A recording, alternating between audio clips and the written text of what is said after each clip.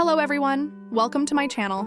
Today I've got some fascinating stories to share with you from the AITA subreddit. If you enjoy content like this, make sure to like and subscribe. So shall we get started? Story 1. Am I the asshole for refusing to leave a wedding because my dress looked white under a black light?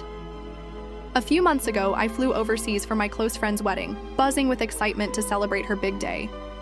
I'd picked out a vibrant yellow dress, think Belle from Beauty and the Beast, or the brightest bumblebee you've ever seen. It was so unmistakably yellow that I didn't give it a second thought. My friends and family all gave it a thumbs up, and I felt like a ray of sunshine as I packed for the trip. The wedding was a dream, a heartfelt ceremony, a lively cocktail hour, a delicious dinner, and a reception full of laughter and dancing. Throughout the night, people kept complimenting my dress, and the bride herself gushed over it multiple times, saying how much she loved the bold color. I was on cloud 9, soaking in the joy of the moment. As the reception wound down, the venue switched things up. They dimmed the lights and flipped on some black lights to create a fun, glowing dance party vibe for the last hour. It was quirky but cool, and everyone seemed to be having a blast. That's when I noticed my dress wasn't looking quite right. Under the black lights, my bright yellow dress took on a strange whitish glow. It was still yellow to anyone paying attention, but the lighting played tricks. I shrugged it off, figuring it was just a fun quirk of the black lights, and kept dancing with my husband, enjoying the celebration. Out of nowhere, a member of the wedding party, a woman I vaguely recognized but wasn't close with, marched up to me with a scowl. She pointed at my dress and, in a sharp tone, told me I needed to leave because my dress was white and inappropriate. I was stunned. I explained that the dress was yellow, and the black lights were just making it look different. She wasn't having it. She doubled down, saying it didn't matter. It looked white, and that was disrespectful to the bride. Her voice was cold, and she even warned that if I didn't leave, she'd make me. My heart raced, but I kept my cool.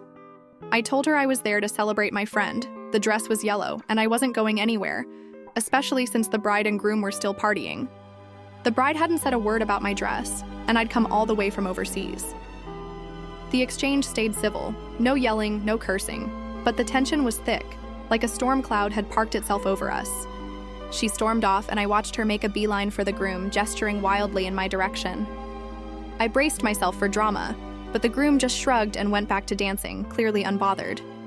I thought that was the end of it, but the next morning at breakfast, another friend, not part of the wedding party, pulled me aside. She said she'd heard about the incident and thought I should have left when asked. According to her, my dress made people uncomfortable, and by staying, I'd made the night about me partying instead of respecting wedding etiquette. Her words hit like a punch. I'd never meant to cause a scene or steal anyone's spotlight. I'd only wanted to celebrate my friend's happiness. But now, I felt humiliated, replaying the moment over and over, wondering if I'd misread the situation. Looking back, I'm torn. The dress was yellow, and the bride loved it. The black light effect was out of my control, and it was just a fun, temporary part of the night.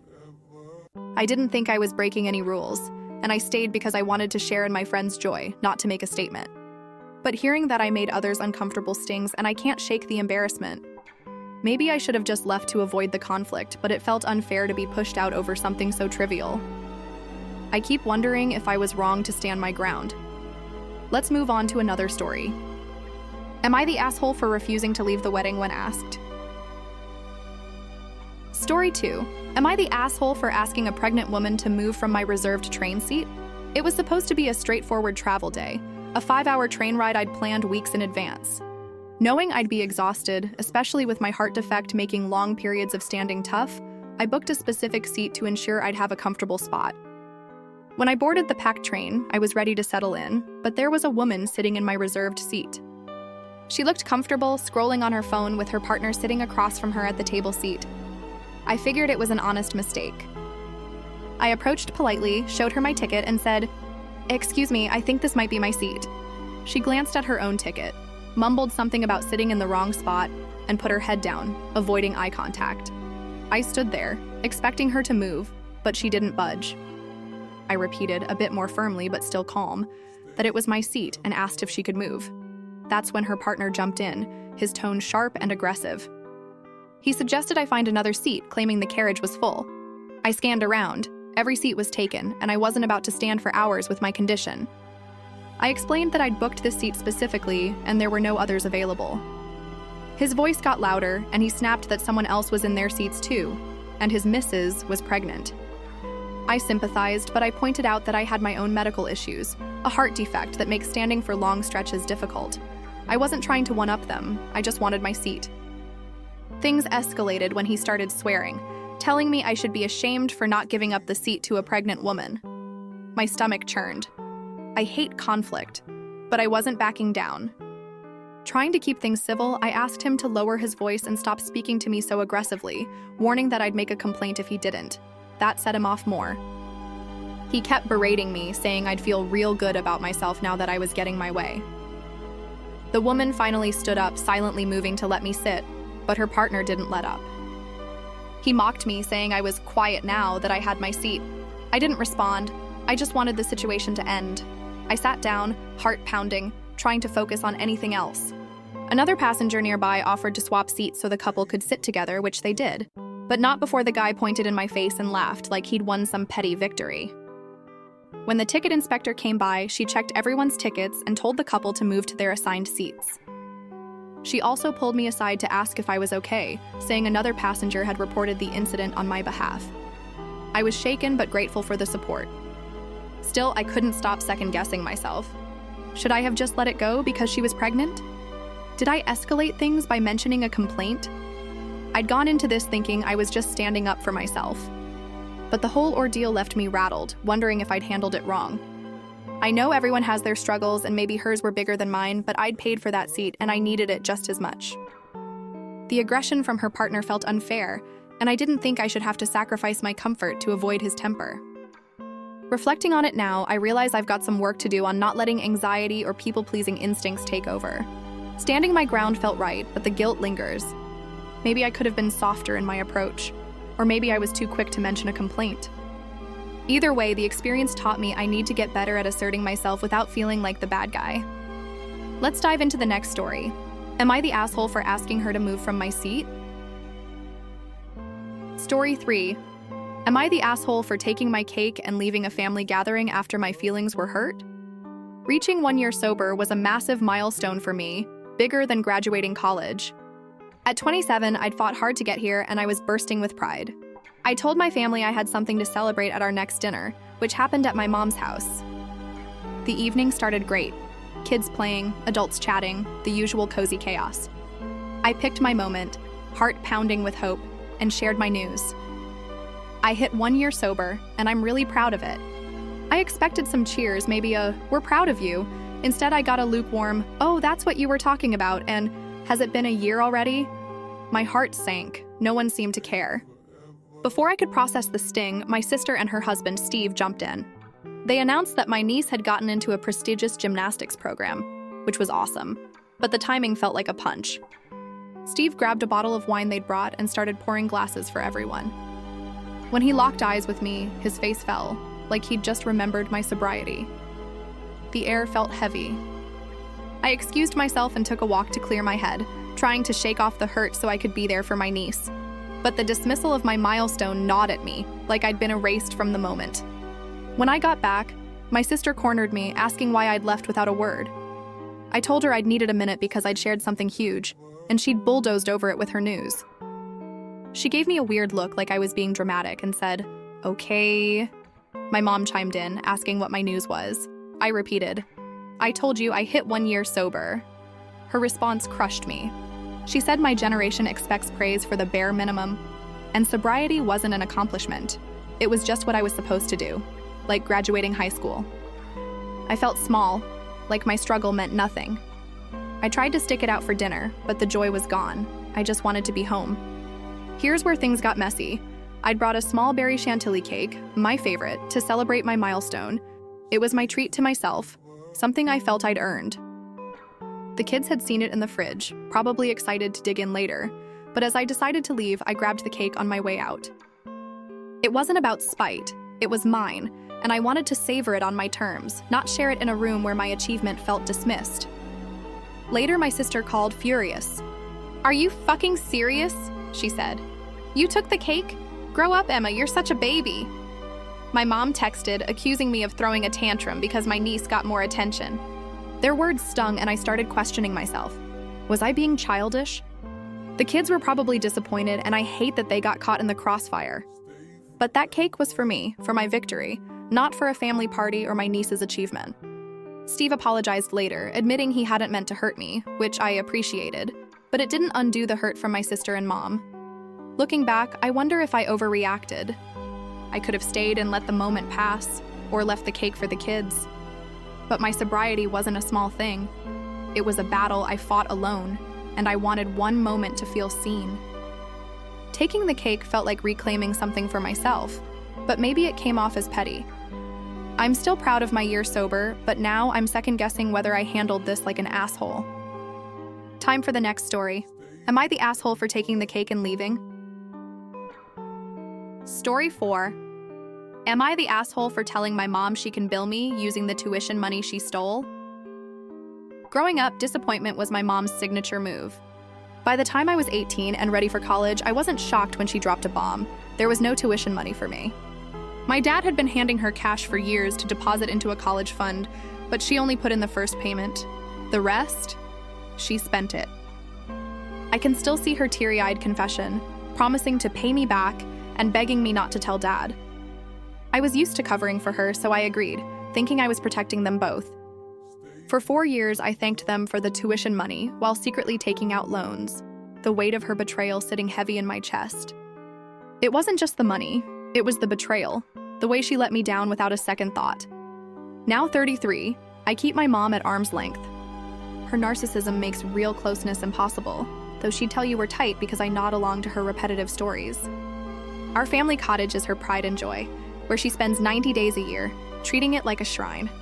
For the past couple of summers, my girlfriend and I have visited for 4 days, which my mom begrudges, as if my presence cramps her style. My dad, who's always had my back, supports my visits, so I make it work. This year, out of the blue, Mom decided I should start paying for cottage maintenance since I use it.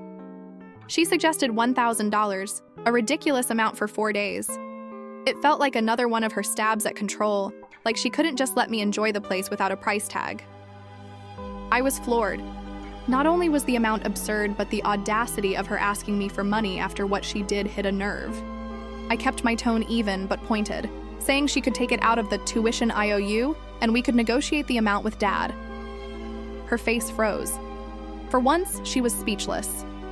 Later, she blew up my phone with texts, calling me manipulative for bringing up the tuition and threatening to tell Dad.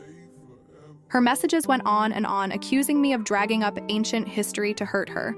I wasn't trying to be cruel, I was just done swallowing her nonsense. The whole thing stirred up old wounds. I'm hurt that she can't do something kind without strings attached, like letting me enjoy a few days at the cottage without turning it into a transaction. More than that, I realize I'm not over the tuition betrayal. That money was supposed to be my start in life, and instead, I'm still paying off loans because of her.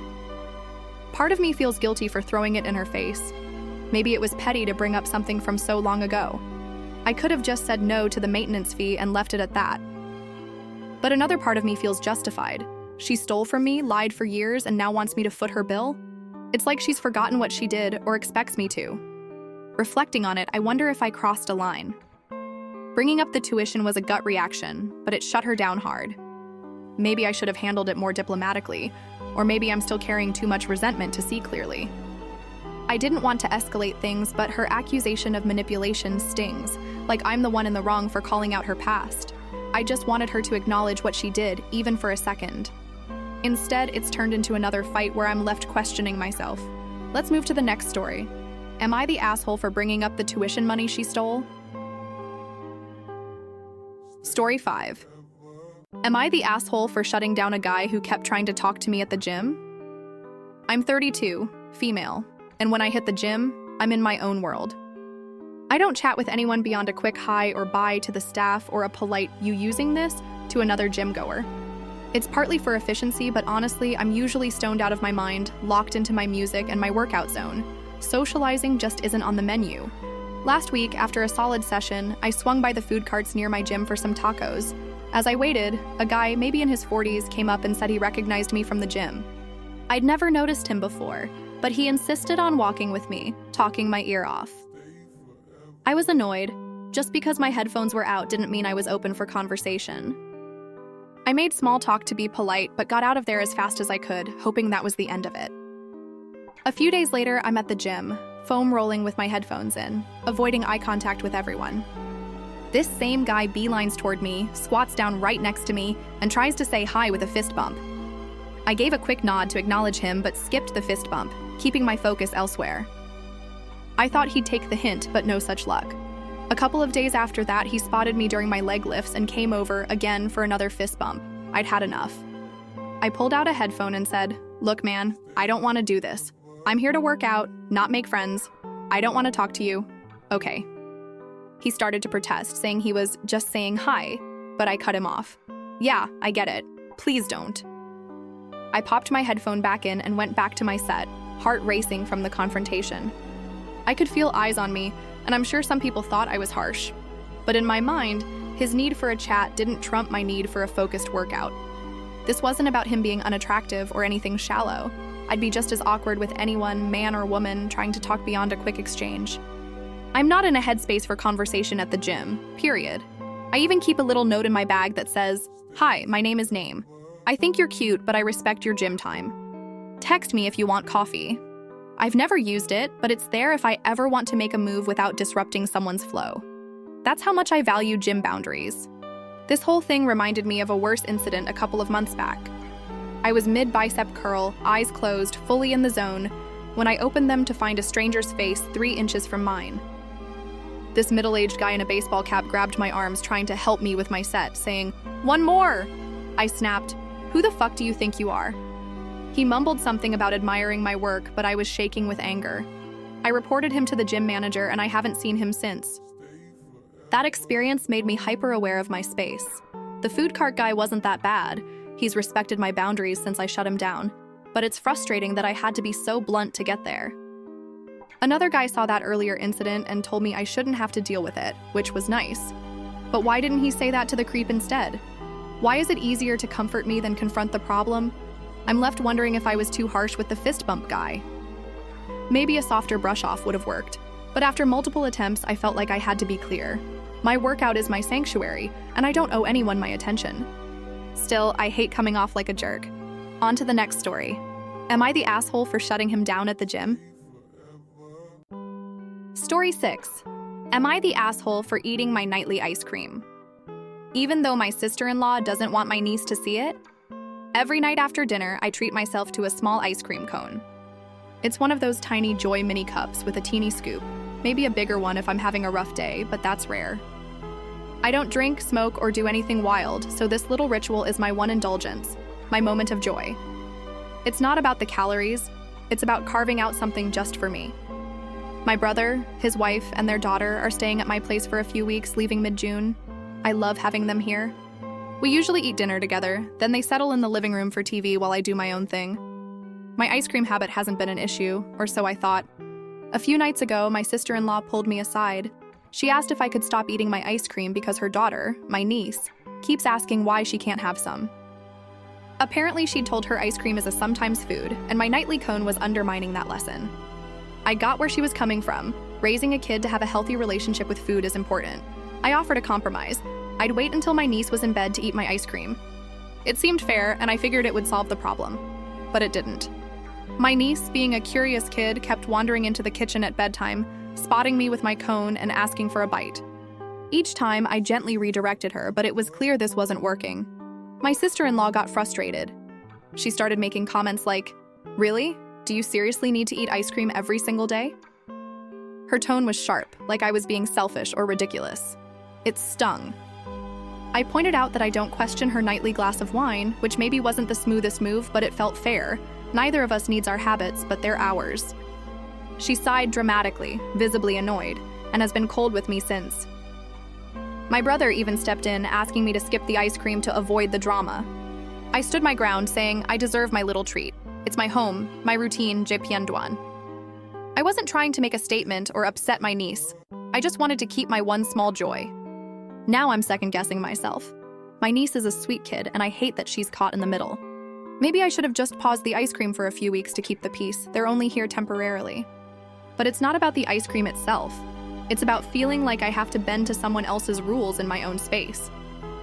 My sister-in-law's judgment, her insistence that my habit is some kind of moral failing, makes me feel small. I offered a reasonable solution, but it wasn't enough. I wonder if I'm being stubborn or if I'm right to hold on to this one thing that brings me happiness. The tension in the house is palpable now, and I'm dreading the next dinner where this could come up again. Did I escalate things by bringing up her wine? Should I have just let it go to avoid the conflict? This experience has made me realize how much I value my routine, but also how quickly a small thing can spiral into a big deal. I don't want to be the jerk who makes a kid feel left out or causes family drama, but I also don't think I should have to sacrifice my comfort for someone else's parenting choices. Maybe there's a middle ground I'm missing, but right now it feels like my home isn't fully mine. That's the last story for today. Am I the asshole for not stopping my nightly ice cream? Thanks so much for listening until the end. If you enjoyed these AITA stories, please like the video and subscribe to the channel so you don't miss what's next. See you soon.